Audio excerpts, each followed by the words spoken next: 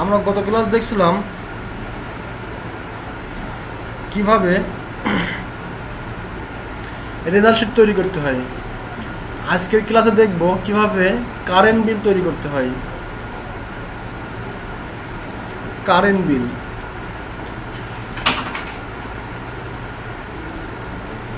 এখানে লিখব current bill. তার আগে মার্জিন সেন্টার করে দিই, তাহলে এখান থেকে ঘরটা ফাঁকা হয়ে যাবে। এখন লিখব কারেন্ট বিল।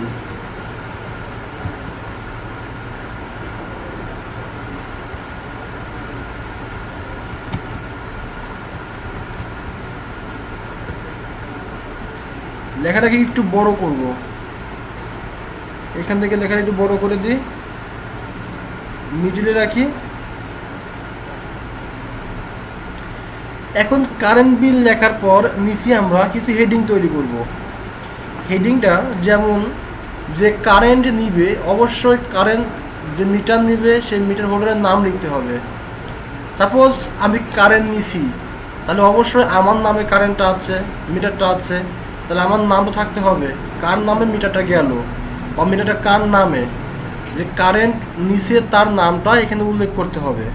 ফার্স্টে আমরা হেডিংয়ের মধ্যে লিখব নেম, কারণ এটা শুধু আমার একার জন্য না, সবার জন্যই তৈরি করা হবে। তারপরে আছে মিটার নাম্বার। আপনি যে মিটারটা নিছেন, আপনাকে যে মিটারটা দেওয়া হয়েছে ওই মিটারের সিরিয়াল নাম্বার কত অথবা মিটার নাম্বার কত।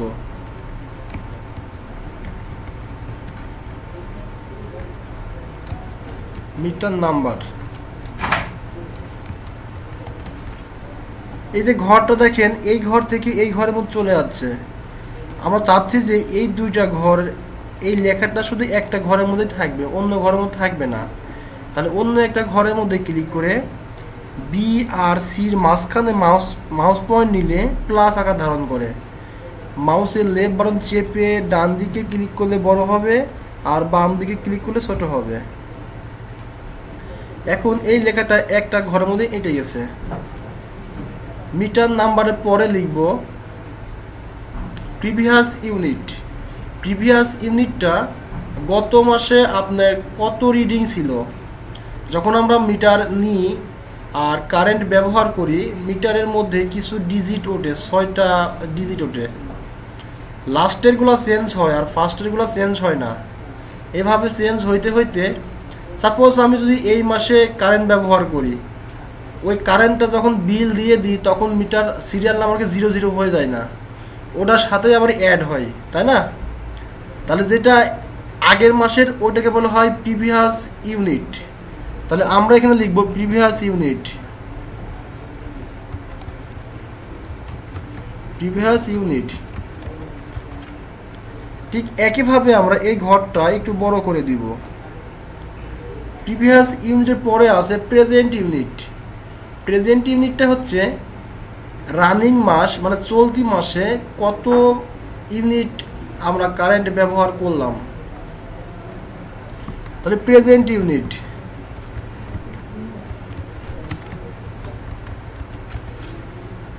আবার একইভাবে আমরা ঘরটা একটু বড় করে দিব। প্রেজেন্ট ইউনিটের পরে আছে আমরা রানিং মাসে কত ইউনিট ব্যবহার করছি, এটা কিন্তু এখন জানতে পারি নাই, জাস্ট শুধু প্রিভিয়াস ইউনিট বের করছি, গত মাসের মিটার রিডিং, আর প্রেজেন্ট ইউনিট বের করছি, বর্তমান রানিং মাসের মিটার ইউনিট মানে মিটার রিডিং। এই মাসে আমরা কত মিনিট বা কত ইউনিট কারেন্ট ব্যবহার করলাম এটা কিন্তু এখনো পাই নাই। তাহলে এখানে লিখতে হবে নিট ইউনিট। NEET unit. তারপরে আসবে আমরা যে কারেন্ট ব্যবহার করলাম, অবশ্যই এর জন্য একটা চার্জ আছে, কিছু টাকা পেমেন্ট করতে হবে আমাকে। কিন্তু শুধু শুধু আমরা মাংনা কারেন্টটা ব্যবহার করতে পারবো না।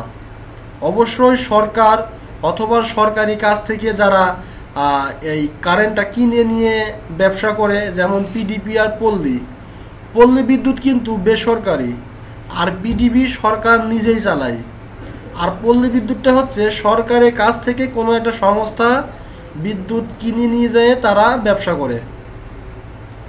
তাহলে এখানে লিখতে হবে অ্যামাউন্ট।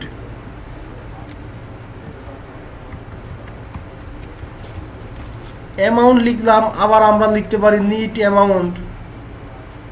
তারপরে যখন আপনি পল্লী বিদ্যুতের অথবা পিডিপি এর আপনি কারেন্ট বিল তৈরি করবেন, ওটা কিন্তু সরকার সম্পূর্ণই পাচ্ছে না। সরকার একটা ট্যাক্স দিতে হচ্ছে, সরকারকে ট্যাক্স দিতে হচ্ছে না, ওটাকে ভ্যাট। এখানে লিখতে হবে ভ্যাট। আপনি কারেন্ট পুরাচ্ছেন, সেজন্য আপনি কারেন্টের টাকা দিচ্ছেন, কিন্তু কারেন্টের জন্য এটা ভ্যাট দিতে হয়। শুধু কারেন্টের জন্য না, আপনি যা কিছু করবেন তার জন্যই ভ্যাট প্রযোজ্য। এখানে লিখতে হবে ভ্যাট। আপনাদের বইতে দেওয়া আছে লাইন রেট। লাইন রেট আর ভ্যাট কিন্তু সেম এক জিনিস। আমরা এখানে ভ্যাটও দিতে পারি, আবার লাইন রেটও দিতে পারি, তবে লাইন রেটটা বিশেষ করে টেলিফোন বিলে ইউজ করা হয়। ভ্যাটের পরে চলে আসবে টোটাল অ্যামাউন্ট। আমার টোটাল অ্যামাউন্ট কত?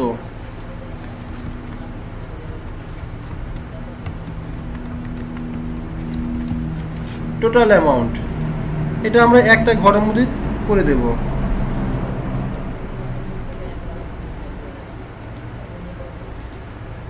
এইটাকে আমরা একটু কেটে অন্য একটা ঘরের মধ্যে নিয়ে যাই, এখানে একটু বসাই দিই।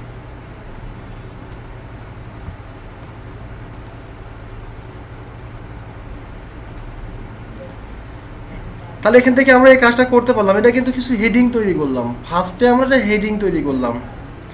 এইবার চলে আসব নেমের মধ্যে। কোন কোন যে হোল্ডাররা, মানে যারা কারেন্ট, তাদের কি বলা হয়? অ্যাকাউন্ট হোল্ডার না, মিটার হোল্ডার না, কি যেন গ্রাহক বলা হয়। যে কারেন্ট নিচে, মানে কারেন্ট গ্রাহকের নাম এখানে লিখতে হবে। যেমন একজন গ্রাহকের নাম জালাল, জালালের পরে আছে আলাল, আলালের পরে আছে দুলাল, দুলালের পরে আছে ফয়সাল, ফয়সালের পরে আছে, থাক আর লাগবে না, এর পর্যন্ত থাক, তাহলে বুঝতে পারবো আমরা। এবার এইখানে লিখতে হবে মিটার নাম্বার। জালাল যে মিটারটা নিচে, ওই মিটারের সিরিয়াল নাম্বার কত। সিরিয়াল নাম্বার কিন্তু বিভিন্ন রকমের হতে পারে। ওই মিটারের যে সিরিয়াল নাম্বারটা, ওই সিরিয়াল নাম্বারটা এখানে বসানো থাকবে। মনে করেন যে জালাল যে মিটারটা নিচে, ওই মিটারের সিরিয়াল নাম্বার 208710-2, এটা হচ্ছে মিটার নাম্বার। তারপরেরটা 3511-01-29। মিটার নাম্বার তো কোনো মিল থাকবে না। এবার চলে আসবো আর একজন, তো এরকমের কিছু একটা আমরা বসাই দিব, আন্দাজের পর বসাই দেবো আমরা। কিন্তু এখন আন্দাজের পর বসাচ্ছি, যখন আমরা কাজটা করব তখন কিন্তু আর আন্দাজে দেওয়া যাবে না। ওই মিটার নাম্বার যেটা, আমাকে ওটাই উল্লেখ করতে হবে।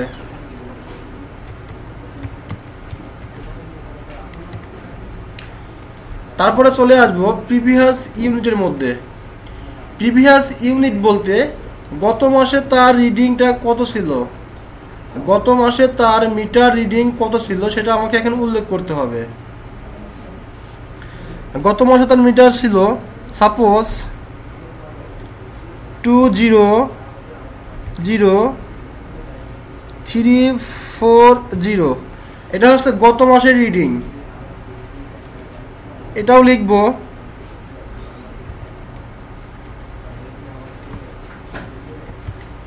এটা হচ্ছে তার গত মাসের রিডিং, তাই না? আমরা পরের পাশের, মানে লাস্টের দুইটা লিখলাম না, জাস্ট এই দুইটা দিলেই আমরা বুঝতে পারবো। এখন চলে আসবো প্রেজেন্ট ইউনিটের মধ্যে। প্রিভিয়াসের সাথে কিন্তু প্রেজেন্টের মিটার রিডিংটা অ্যাড হয়ে যাবে।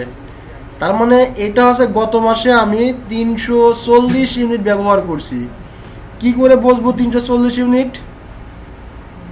এখানে লেখা আছে 200340, লাস্টেরটা কিন্তু আমার লাস্টেরটা ইউনিট, কত ইউনিট ব্যবহার করলাম এটাও কিন্তু লাস্টেরটা ইউনিট। প্রথম যেগুলো আছে ওইগুলো কিন্তু আর ইউনিট না, এমনি একটা ডিজিট দেওয়া আছে।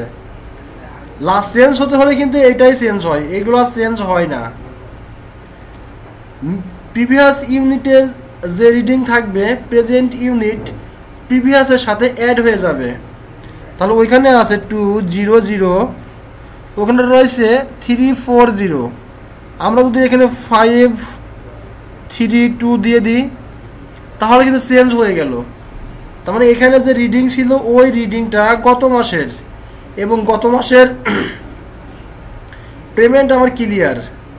বর্তমান মাসের রিডিং কত এবং বর্তমান মাসে আমরা কত ইউনিট ব্যবহার করছি, এটা হচ্ছে বর্তমান মাসের রিডিং। তারপরে আছে 893, এখানে 322, এটা হচ্ছে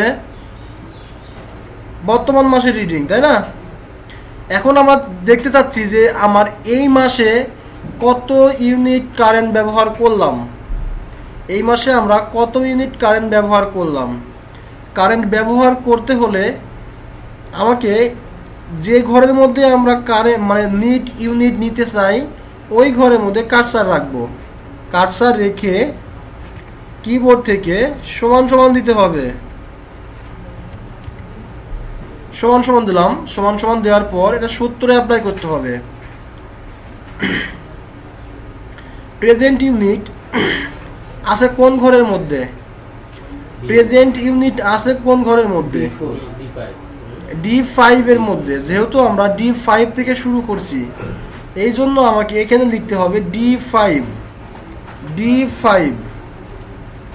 এবার দিব মাইনাস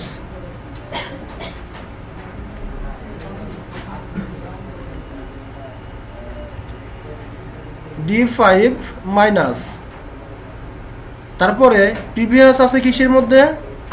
C5 এর মধ্যে। এখানে লিখব C5। D5 বেশি আর C5 কম, যেহেতু C5 আর C5 ছিল আগের মাসের আর চলতি মাসের, এই দুটো অ্যাড হয়ে প্রেজেন্ট ইউনিট বেশি হয়ে গেছে আর প্রিভিয়াস কমে গেছে, মানে ছোট হয়ে গেছে। এই জন্য আমরা প্রেজেন্ট ইউনিট থেকে প্রিভিয়াসটা বাদ দিব। তাহলে আমরা প্রেজেন্ট ইউনিট লিখলাম মাইনাস প্রিভিয়াস ইউনিট, এটা কিন্তু সূত্র। লেখার পর কিবোর্ড থেকে যদি আমরা ইন্টারের উপরে চাপ দিই তাহলে চলতি রানিং মাসে জালাল কত ইউনিট কারেন্ট ব্যবহার করছে এটা বুঝতে পারলাম।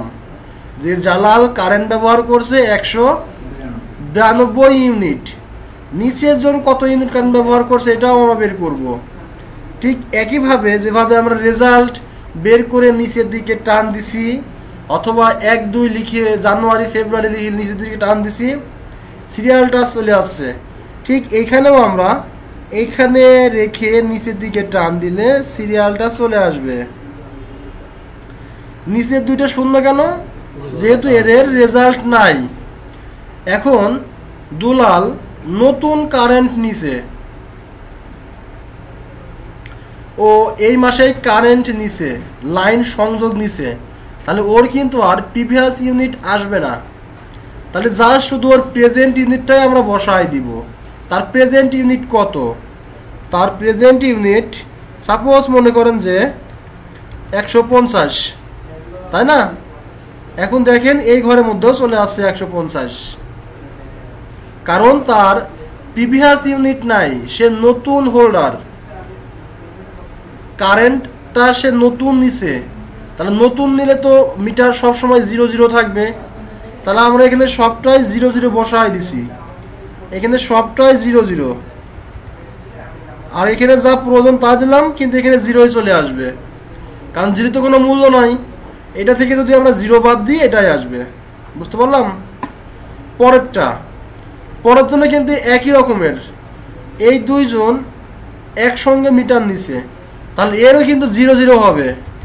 মানে প্রিভিয়াস ইউনিটের মধ্যে ওর কোনো মানে আগের মাসে ওর কোনো কারেন্টের কোনো ব্যবহার করেই নাই, কারণ তো মিটার নেই নাই, ব্যবহার করবে কেমনে? এবার এই মাসে সে ব্যবহার করছে 99 ইউনিট। এখন যদি আমরা নিট ইউনিটের মধ্যে ক্লিক করি তাহলে এখানে 99 ইউনিট চলে আসবে। কি জন্য আসবে? এই যে এখান থেকে যে আমরা সূত্র অ্যাপ্লাই করে রাখছি ওই সূত্রের আকারে এটা চলে আসবে। ক্লিয়ার হয়েছেন? এবার চলে আসবো অ্যামাউন্টের মধ্যে। অ্যামাউন্টের মধ্যে এখানে কিন্তু আমরা অ্যামাউন্টটা প্রয়োগ করব নিট ইউনিটের উপরে। যখনই আমরা নিট ইউনিটের মধ্যে অ্যামাউন্ট প্রয়োগ করব তখন কিন্তু আমাকে একটা শীট দেবে। ওই শীটের উপরে উল্লেখ করা থাকবে কি ধরনের কত ইউনিটের মধ্যে থাকলে গ্রাহকরা কত টাকা অ্যামাউন্ট দেবে।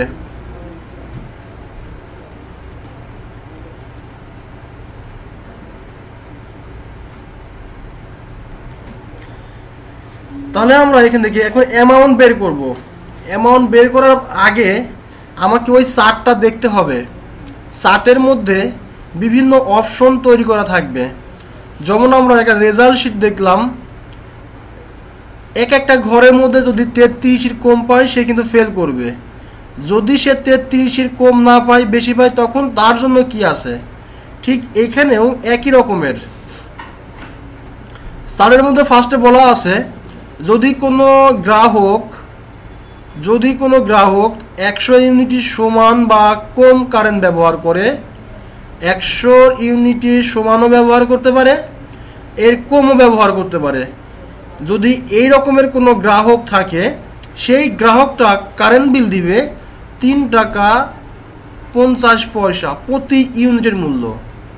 এটা কিন্তু একটা শর্ত।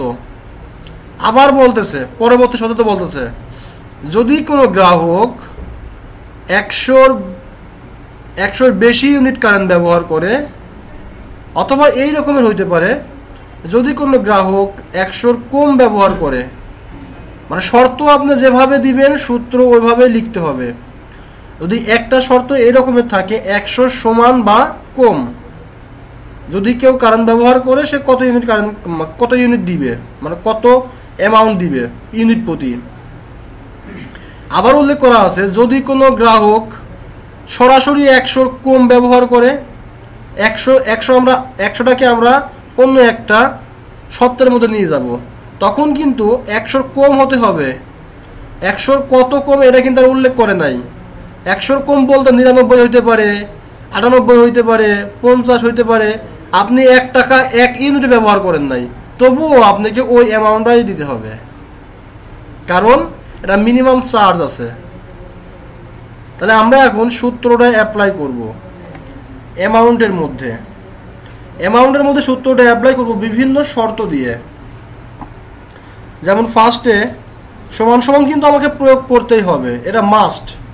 সমান সমান ইফ ব্র্যাকেটটা শুরু করব, মানে ফার্স্ট ব্র্যাকেট শুরু করার পর এখানে নিট ইউনিটটা আছে কোন ঘরের মধ্যে, ওই ঘরের মধ্যে আমরা পেমেন্টটা করব। যেহেতু আমরা নিট ইউনিটের উপরেই পেমেন্টটা করব, এখানে বলা হয়েছে নিট ইউনিটের মধ্যে, নিট ইউনিটটা আছে কিসের মধ্যে, E5 এর মধ্যে। যদি কোনো ব্যক্তি E5 এর মধ্যে 100 কম কারেন্ট ব্যবহার করে, যদি কোনো ব্যক্তি E5 এর মধ্যে 100 ইউনিটের কম কারেন্ট ব্যবহার করে, সেই লোকটা প্রতি ইউনিটের মূল্য কত করে দেবে। তাহলে যেহেতু ইউনিটটা আছে, নিট ইউনিটটা আছে E5 এর মধ্যে, অবশ্যই আমরা অ্যামাউন্টটাও ওই E5 এর মধ্যেই দিব। যদি অন্য কোনো ঘরের মধ্যে কার সাথে দিব, কার কাছে দিব, আমরা তো দিতেই চাই ইউনিটের মধ্যে, ইউনিট প্রতি। তাহলে ইউনিটটা আছে কোন ঘরের মধ্যে, E5 এর মধ্যে। আমরা একবার বলছি যদি E5 এর মধ্যে এতর নিচে হয় তাহলে সে এত টাকা দেবে, কিন্তু এত টাকা দেবে কিসের উপরে, নিশ্চয় ইউনিটের উপরে। ইউনিটটা কোন ঘরের মধ্যে আছে ওই ঘরটা আমাকে এখন উল্লেখ করতে হবে। ইউনিটটা এখন আছে E5 এর মধ্যে। আমরা আবার লিখবো E5 এর সাথে কত ইউনিট, মানে কত অ্যামাউন্ট দেবে ইউনিট প্রতি। তাহলে আমাকে গুণ করতে হবে। আমরা এখানে গুণ করব। স্টারকে বলা হয় গুণ চিহ্ন, কিবোর্ডে গুণ চিহ্ন এক্সট্রা দেওয়া নাই, স্টার চিহ্ন দেওয়া আছে। স্টারকে বলা হয় গুণ চিহ্ন। এখন দেব ইউনিট প্রতি ওই লোকটা কত করে পেমেন্ট করবে। তাহলে যাই থাকবে তার সাথেই যে ইউনিটটা যে অ্যামাউন্টটা দিব সেটা গুণ হয়ে যাবে। যেমন 2 টাকা 75 পয়সা, এটা হচ্ছে প্রতি ইউনিটের মূল্য। তাহলে এই লোকটা ব্যবহার করছে 192 ইউনিট, তাহলে এর জন্য কিন্তু এটা প্রযোজ্য না। যে 99 ইউনিট ব্যবহার করছে তার জন্য কিন্তু এটা প্রযোজ্য, কারণ এর শর্ত আমরা এখন আসেই তো নাই। আমরা প্রথম শর্ত বললাম যদি কেউ 100 ইউনিটের কম ব্যবহার করে, তাহলে এখন এইখানে খুঁজে দেখবে এই ঘরের মধ্যে 100 ইউনিটের কম কোন লোকটা ব্যবহার করছে। যে লোকটা ব্যবহার করছে তার সাথে গুণ করে দেবে, আর যদি না থাকে তাহলে গুণ করবে না। এবার পরবর্তী অপশনের মধ্যে আমরা আসব। আবার ইফ, এটা গেল হচ্ছে একটা শর্ত। এবার পুনরায় আমরা একইভাবে দ্বিতীয় শর্তের মধ্যে আসব। যদি কোনো ব্যক্তি 100 ইউনিট, এখানে বলা হয়েছে 100 ইউনিটের কম, এবার যদি বলা হয় 200 ইউনিটের কম, তাহলে 100 বেশি হচ্ছে না। 100 থেকে 199 পর্যন্ত যদি এর মধ্যে কেউ থাকে তাকে উল্লেখ করা হচ্ছে। তাহলে বলবো E5 এর মধ্যে যদি কোনো ব্যক্তি 200 ইউনিটের সমান 200 ইউনিটের কম কারেন্ট ব্যবহার করে। একবার বলা হয়েছে E5 এর মধ্যে যদি কোনো ব্যক্তি 100 কম কারেন্ট ব্যবহার করে, কত কম এটা কিন্তু আমি উল্লেখ করি নাই। সে 50 হইতে পারে, 10 ইউনিট হইতে পারে, আবার নাও হইতে পারে। আপনি যদি ব্যবহার না করেন আবার বলবেন যে আমি ব্যবহার করি নাই, কারেন্ট বিল কে দেবো?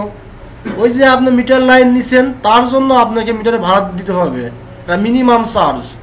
আর কারেন্ট ব্যবহার করলে তো ব্যবহার করলেনই। এইবার দ্বিতীয় শর্ত আছে, যদি কোনো ব্যক্তি ওই ঘরের মধ্যে 200 কম কারেন্ট ব্যবহার করে, তাহলে সে কত করে দেবে? অবশ্যই তার জন্য আর একটু বেশি হবে। আমরা তো জানি যে কারেন্ট মূলত দুইভাবে ব্যবহার করা হয়, একটা হচ্ছে আবাসিক আর একটা বাণিজ্যিক। আবাসিকের জন্য কিন্তু কারেন্টের দাম কম, ইউনিটের দাম কম। আর যারা বাণিজ্যিক হিসেবে ব্যবহার করে ওদের কিন্তু একটু বেশি। বাণিজ্যিক বুঝবো কেমনে? বাণিজ্যিক বোঝা যাবে যে এটা বাণিজ্যিক এটা আবাসিক যখন আপনি কারেন্টটা নিবেন, ওই ফর্মের উপরে লেখা আছে বাণিজ্যিক না আবাসিক। বুঝতে পারলাম? যখন গ্রামগঞ্জে যাবেন তখন কারেন্টের বিল দেখবেন লেখা আছে আবাসিক, কারণ এটা বাড়ির জন্য। আর যদি আপনি মিল ফ্যাক্টরির জন্য ব্যবহার করেন ওখানে লেখা আছে ব্যবসায়িক বা বাণিজ্যিক। আর যারা আবাসিক ব্যবহার করতে আবাসিক। এবং আবাসিকের বিলগুলো কিন্তু কম হয়, ইউনিটগুলো কম পড়ে, আর বাণিজ্যিক ইউনিটগুলো বেশি পড়ে। আপনি এটা বাণিজ্যিক এটা মিটার নিছেন বাণিজ্যিক ক্ষেত্রে, যেমন আপনি ওই যে বিভিন্ন যে বোরিং চালাই, মানে বোরো ধান চাষ করে, ওইখানে কিন্তু ওটা কিন্তু বাণিজ্যিক, কারণ ওটা ব্যবসা ক্ষেত্রে ওইখানে ইউনিট কিন্তু বেশি পড়বে। আর আপনি বাড়িতে কত ইউনিট কারেন্ট পড়াবেন? সর্বোচ্চ 200, 300, 250। আর যারা আপনার বাণিজ্যিক হিসেবে নেবে তারা কিন্তু 1000, 1500, 800 এরকম ইউনিট ব্যবহার করে। তাহলে অবশ্যই তাদের জন্য রেটটা একটু বেশি। এই কারণে এখানে কিন্তু বাণিজ্যিক আর আবাসিক উল্লেখ করি নাই, উল্লেখ করব কিসের মাধ্যমে? ওই যে কারেন্টের ইউনিটের মাধ্যমে। এইগুলা কিন্তু এখন আবাসিক হচ্ছে, কারণ এগুলা কম 100, 200, 250, 300 এগুলো কিন্তু কম। যত বেশি হবে ইউনিট তত কিন্তু ওগুলো আবাসিকের মধ্যে ঢুকবে, ওগুলো বাণিজ্যিকের মধ্যে ঢুকবে। তাহলে এখানে বলা হয়েছে নিট ইউনিটের মধ্যে যদি কোনো ব্যক্তির কারেন্ট ব্যবহার 200 ইউনিটের কম হয়, তাহলে সে কত করে দেবে?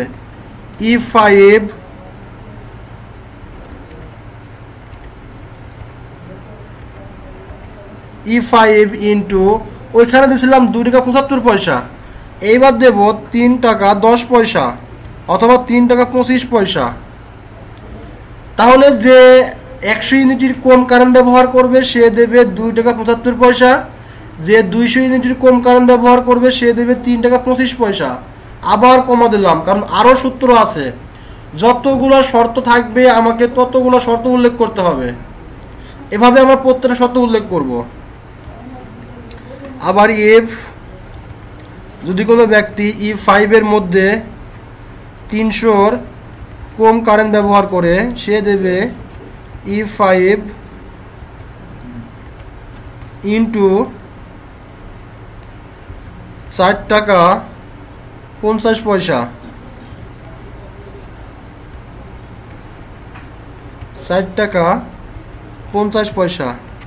আবার বলা হয়েছে ইফ যদি কোনো ব্যক্তি E5 এর মধ্যে 400 কম কারেন্ট ব্যবহার করে সে দেবে E5 ইন্টু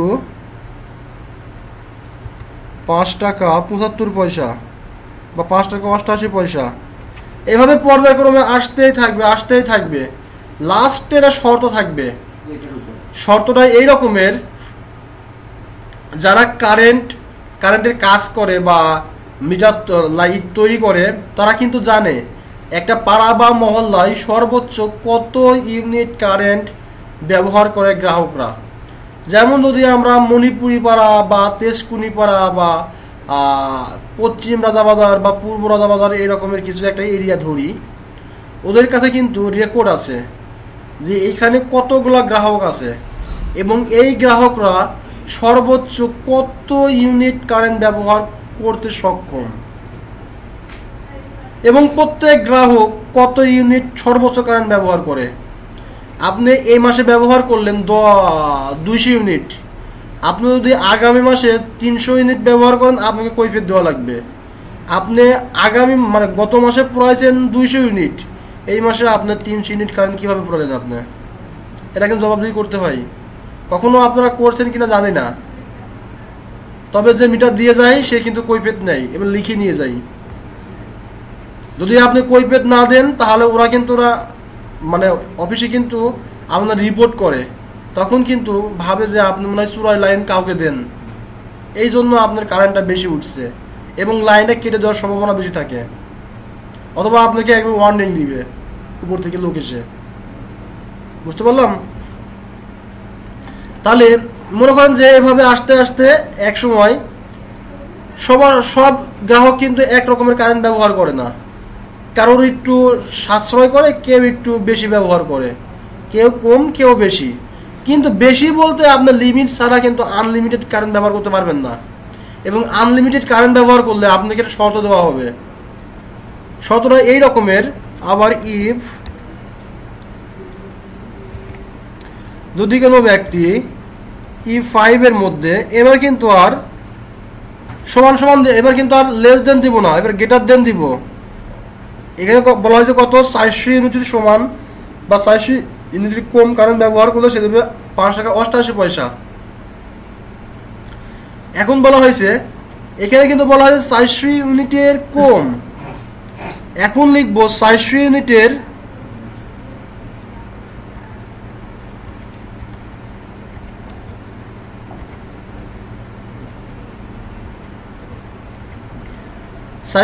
সমান বা কম।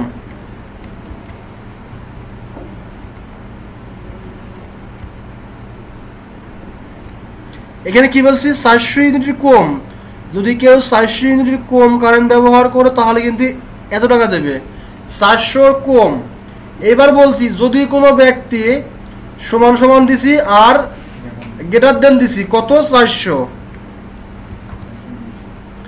এখানে একবার বলা হয়েছে যদি কোনো ব্যক্তি 400 ইউনিটের কম কারেন্ট ব্যবহার করে সে দেবে 5 টাকা 88 পয়সা প্রতি মিনিটের দাম। তারপরে আবার উল্লেখ করলাম এই ঘরের মধ্যে যদি কোনো ব্যক্তি 400 সমান বা বেশি, কত বেশি এটা কিন্তু আর উল্লেখ করে দেয়, তাহলে এই লোকটা দেবে প্রতি ইউনিটের দাম 12 টাকা 50 পয়সা। এবার কিন্তু আপনাকে হিসাব করে কারেন্ট ব্যবহার করতে হবে। আপনি যদি 400 ইউনিটও কারেন্ট ব্যবহার করেন প্রতি ইউনিটের মূল্য আপনাকে দেওয়া লাগবে 12 টাকা 50 পয়সা। তাহলে 12 টাকা 50 পয়সা গুণ 400। আবার যদি 500 ইউনিট কারেন্ট ব্যবহার করেন তবুও কিন্তু ওই 12 টাকা 50 পয়সা দিয়ে দেওয়া লাগবে। বুঝতে পারছেন? এরকম একটা শর্ত উল্লেখ করে দেয়। শর্ত উল্লেখ করলে কি হয়, তাহলে কারেন্টটা সাশ্রয় হয়। এখন দেখব এর মধ্যে কত, এটা কিন্তু লাস্ট কন্ডিশন, এরপরে কিন্তু আর কোনো কন্ডিশন নাই। যদি আমরা এই কন্ডিশনটা না দিতে চাই তাহলে এই রকমের কন্ডিশন আরও দিব। এটা হচ্ছে ফিনিশিং এর কন্ডিশন। এখন দেখবো এর মধ্যে কতগুলো ইফ দেওয়া আছে। ইফের কিন্তু আমরা একটাও ব্র্যাকেট ক্লোজ করি নাই।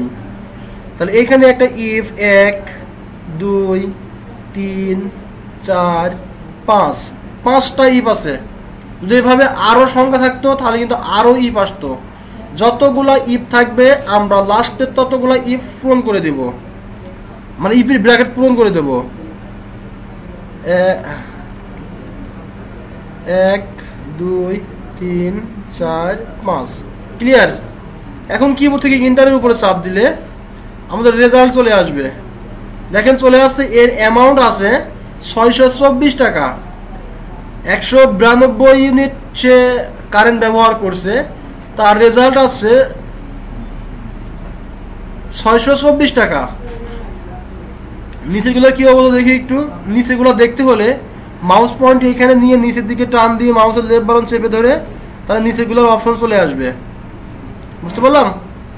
এটা হচ্ছে অ্যামাউন্ট। আমি যে কারেন্ট ব্যবহার করছি ওই কারেন্টের উপরে যে অ্যামাউন্টটা দেবো এটা হচ্ছে নিট অ্যামাউন্ট। এখন কিন্তু আপনাকে ভ্যাট দিতে হবে। এই যে আপনি কারেন্ট ব্যবহার করলেন, অবশ্যই আপনাকে এটা ভ্যাট প্রযোজ্য আছে। আপনি সরকারকে কত % ভ্যাট দিবেন ওরা কিন্তু ওই সিটির উপরে উল্লেখ করা থাকে যে আপনাকে এত % ভ্যাট দিতে হবে। তাহলে সমান সমান দিব